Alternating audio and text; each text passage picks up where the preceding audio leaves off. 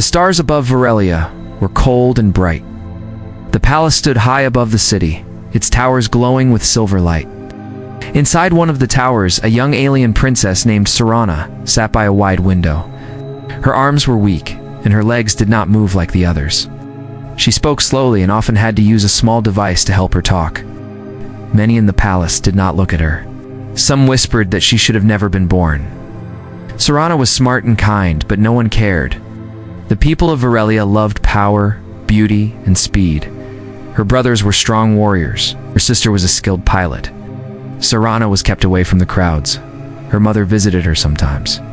Her father, the emperor, rarely spoke to her. One day, the skies above the palace filled with human ships. The humans were coming for a peace summit. The leaders of Varelia hoped to form an alliance. It had been many years since Varelia trusted outsiders. Now, war was close, and allies were needed. The human ship was large and shaped like a bird. It landed near the palace. From it walked Captain Laura Beckett and her team. Among them was a quiet engineer named Cole Rivers. He was tall and had calm eyes. He spoke little but listened closely to everything. Serana watched the humans on her screen. She saw their strong voices and quick minds. Oh, but her eyes stayed on Cole.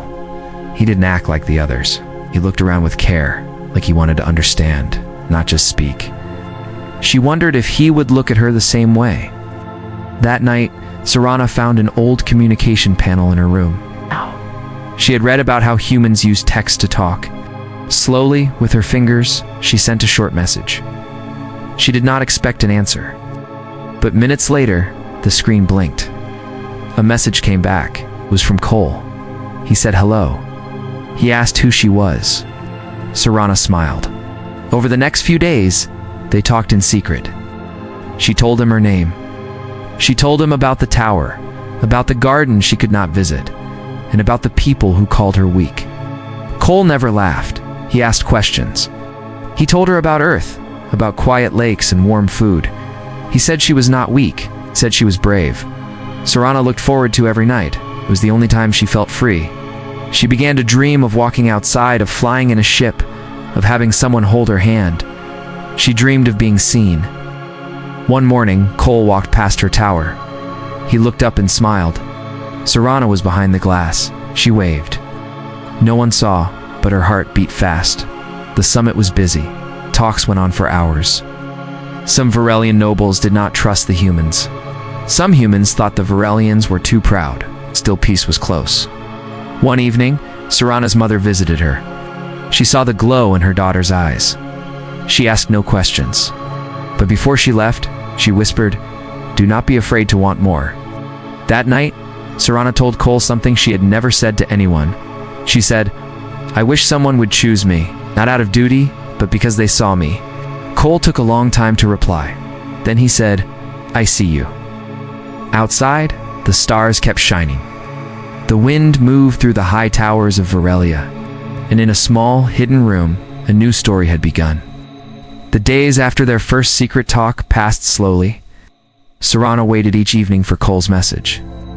His words were short but full of meaning. He never rushed. He answered every question she asked. He told her stories about Earth, about animals she had never seen, like horses and owls. She told him about Varelian stars and her favorite poems.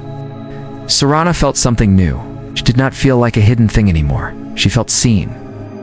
Each message made her feel more alive. She even began to speak faster using her voice device. Her nurse noticed and smiled. Cole did not tell anyone about Serana. He wanted to protect her privacy. But he began asking quiet questions to Varelian staff. He asked if there was a garden near the eastern tower. He asked about ancient communication systems. The others found him curious, but they did not question him too much. One day, he received a message from Serana. "I want to meet you." Cole waited a moment, then replied, "Where?" She said, "The Eastern Garden, tonight, after sunset." Cole found a way out. He used an old service path not guarded by soldiers. The garden was quiet. Pale light from the twin moons lit the flowers. A soft breeze moved the leaves. Serana sat near a stone wall in her chair. Her body was small, and she wore a long blue robe. Her hands trembled slightly. She looked up as Cole stepped near. He said nothing at first. Then he smiled. "Hello, Serana." Her voice device clicked on. "You came." "Of course I did," he said. They talked for an hour. Serana told him about her garden dreams. Cole bent down and showed her a drawing he had made of earth trees. She laughed for the first time. Sound was light and clear. They met in the garden again the next night, and the next. Cole brought a small music box. Serana brought a fruit she had grown herself. They shared simple things. They never spoke about the court or the summit. It was their time. But things outside the garden were not so calm. Some Varelian nobles had heard whispers. They did not like how much time Cole spent alone. One of them, Lord Revik, followed him one night. He saw the garden meeting. The next morning, news spread through the palace. "The human speaks to the broken princess," they said. Some laughed. Some were angry. The emperor called a meeting. His voice was cold. "Yes, Cole, what are you doing with my daughter?" Cole stood tall. "I am speaking with her as a friend." The emperor frowned. "She is not your concern." Cole looked at Serana, who sat in silence near her mother. Then he said, "She is not a concern. She is a person." The room grew quiet. No one had said that before in front of the emperor. Later, the empress came to Serana's room. She sat beside her daughter. "You have made them uncomfortable," she said. Serana looked down. "Should I stop?" Her mother touched her hand. "No, you should not." That same week, the leaders announced a special idea. To make the alliance stronger, they would begin the ancient practice of pairing. A noble from each side would be chosen to stand together, not marriage, but a public bond, symbol of trust. Names were read aloud: strong warriors, wise scholars. But no one spoke Serana's name. Then, in a quiet room with both human and Varelian leaders, someone asked, "What about the princess?" The room froze. No one answered. Serana sat still. She did not expect anything, but Cole stood up. He said, "I will pair with Serana." There was silence, then loud voices. Some shouted, some laughed. Others called it a joke. The emperor stood with anger. "You insult my house." Cole spoke again, clear and strong. "I speak with honor. I choose her." Serana's voice device clicked. "Accept." That moment changed everything. The court was divided. Some called it madness. Others called it brave. The empress smiled quietly. Outside, the sky turned red with sunset. And in the heart of the palace, something new had begun to grow.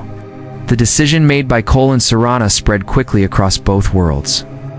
News screens on Earth showed pictures of the alien princess with the human engineer. On Varelia, people gathered in streets and halls, arguing and whispering. Some saw it as shameful. Others called it the beginning of something good. Inside the palace, everything changed. Serana was no longer hidden. For the first time, she sat beside her mother at meetings. Her voice was still slow, but it was heard. Some Varelian nobles rolled their eyes. Others sat in silence. Cole stayed calm through it all. He stood beside Serana in every room, did not speak unless asked. When Serana had trouble with her voice device, he waited without rushing her. Serana worked hard every day. She practiced walking with a support frame designed by Cole. It was small and light. It's made of human metal mixed with Varelian stone. She took slow steps each morning. The palace workers watched in silence. Some turned away. Out. But one older guard nodded at her with respect. The empress met with Cole in private. She said, "My daughter was never meant for the throne. Not because of her body, but because of their fear." "Now they fear you more," Cole answered. "They should not fear me. They should listen to her." The empress gave him a small smile and said, "Then help them listen." The pairing ceremony was planned for the next full moon. It would be held in the Star Hall, a wide open space with a glass ceiling. Varelians and humans would attend together. The emperor did not speak of it, but he did not stop it either. Serana was given new robes, colored silver and white. Cole wore a simple dark suit with the Earth crest on his shoulder. On the day before the event, Serana visited the garden where they first met. "Are you ready?" she asked, with her device. Cole looked at her and nodded. "Are you?" Serana smiled. "Yes, but peace never comes easy." In the dark parts of the city, some Varelians plotted against the Union. They believed humans were weak. They believed Serana brought shame to their bloodline. One of them, a man named Delvik, once trained with the royal guards. He gathered others like him. Delvik said, "We strike during the ceremony. In front of all, the bond must break." Back in the palace, Cole noticed a strange movement near the halls. He asked one of the human officers to help him check the security layout. Something felt wrong, Serana agreed. Her eyes showed worry. That night they met in the Star Hall alone. Cole placed a tiny sensor in the corner. He said, "If anything strange happens, this will alert my team." Serana looked at him. "You always prepare?" He nodded. "You deserve that." The day of the ceremony came. The hall was filled with people from both worlds. Long banners flew overhead. The air was tense. The Emperor stood tall, his face like stone. The Empress stood beside him with quiet strength. Serana entered the hall, her steps slow but steady. She used her support frame, but she did not hide. Her robe moved gently with each step. Cole waited at the center. When she reached him, he bowed his head. The Empress stepped forward. She raised her hand and said, "Let this bond stand as a symbol of choice." Just as they were about to speak their vows, the lights dimmed. A loud sound broke through the hall. A small group of rebels charged in with stun weapons. People screamed. Guards ran forward. Delvik aimed at Cole. Serana moved in front of him without thinking. The weapon fired. A bright flash lit the room, but the shot missed. One of the young guards, the same one who had nodded at Serana before, had pushed Delvik aside. More guards followed. The rebels were caught, one by one. The Emperor stepped down from his high seat, looked at his daughter. She stood still, holding Cole's hand. Her body shook, but her eyes were clear. He said nothing. Then he turned and left the hall. The Empress looked at the crowd. The bond stands. And so it did. The people, once unsure, now saw something real. They saw courage, not just from Cole, but from Serana. The ceremony ended with quiet respect. That night under the stars, Cole and Serana sat in the garden once more. They said nothing for a long time. Then Serana said, "We are not finished." Cole smiled. "No, we've just begun." After the attack at the ceremony, things did not calm down quickly. The guards found more hidden plans. Some rebels had escaped and were still in the city. The Emperor gave strict orders for security to be doubled. Trust was broken, and many in the palace walked with fear. Serana stayed in her tower, but she was not the same. She had stood in front of danger. She had been seen by her people. Now, she wanted to do more. Cole worked with the human and Varelian engineers. He asked them to help build better support gear for Serana. He added sensors to detect movement and voice triggers for emergencies. It was not just for her protection. He wanted her to feel free. Serana trained every day. She walked longer each morning and practiced speaking without her device. It was hard, but her voice was growing stronger. She knew that if she wanted change, she had to speak with her own voice. One day she asked to speak to the people. The Emperor said, "No, you are not ready," he said. Serana looked at her mother.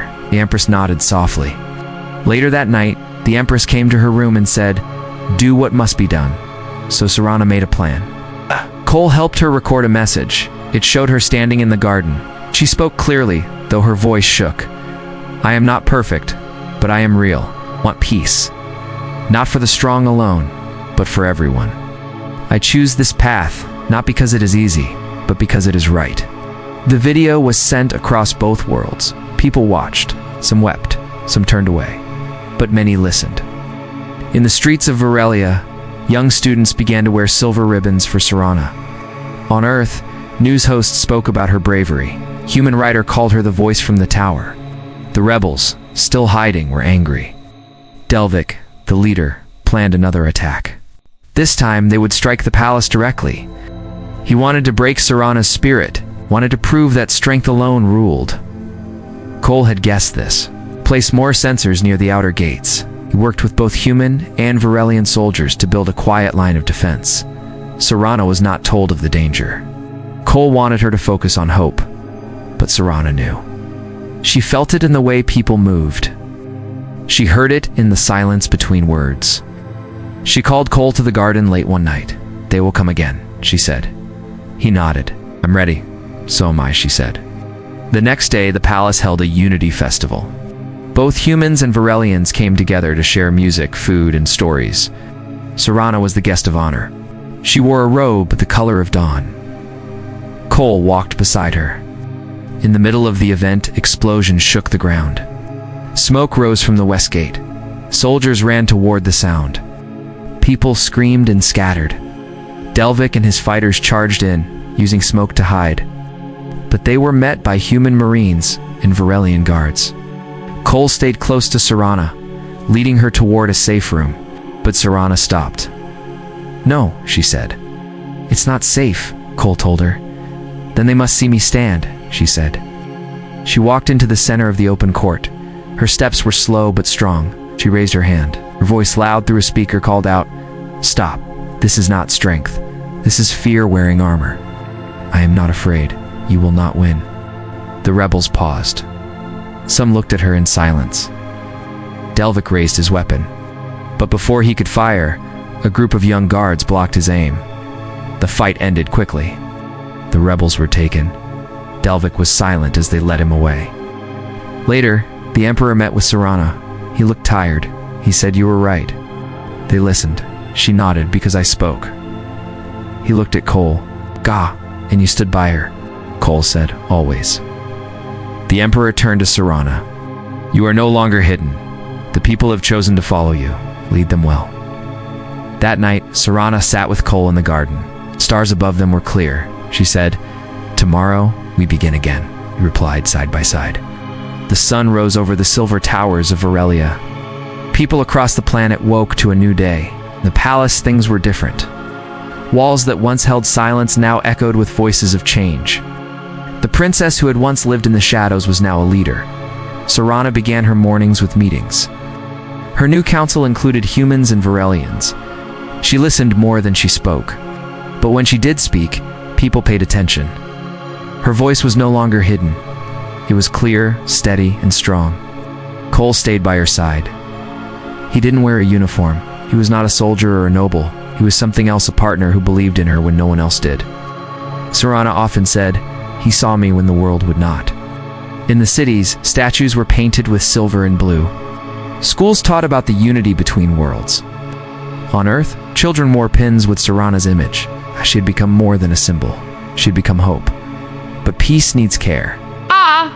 A small group of Varelians still felt angry. They believed Serana's rise made them weak. They had seen her stand when others fell. The Emperor stepped back from public life, said, "My daughter sees the future better than I ever did." The Empress stayed close to Serana. She offered advice, but let her daughter lead. One day, Serana walked through the main city with Cole. She used her support frame, but her steps were strong. People bowed, but she waved them up. She stopped at a school and spoke to the children. "You are not too small to dream," she told them. "You're not too weak to try." After that, she started a new program for learning. She invited children from every class, even from broken homes and far towns. "Let them rise," she said. Cole built new tools for communication. He made it easier for people with speech or movement problems to share ideas. He said, "If Serana could speak through silence, others can too." One evening, Serana and Cole returned to the garden. It was quiet. The stars were sharp above them. Cole looked at her and asked, "Do you miss the quiet tower?" She smiled. "No, I only missed the first time I heard your voice." He looked down, then said, "I was afraid, when I first met you. Not of you, but of being wrong." She reached for his hand. "You were right, and you stayed." It's not long after, a message came from another planet. Small world, rich in metal, wanted to join the Alliance. But their leader was unsure. She had heard old tales of Varelian pride and human greed. Serana said, "Let me speak to her." She traveled there with Cole. The people gathered in a large hall.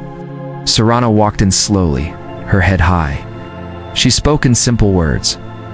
"I know what it means to be unsure. I know fear. But I also know that courage is not walking fast, it is walking at all. I offer my hand, not for power, but for peace."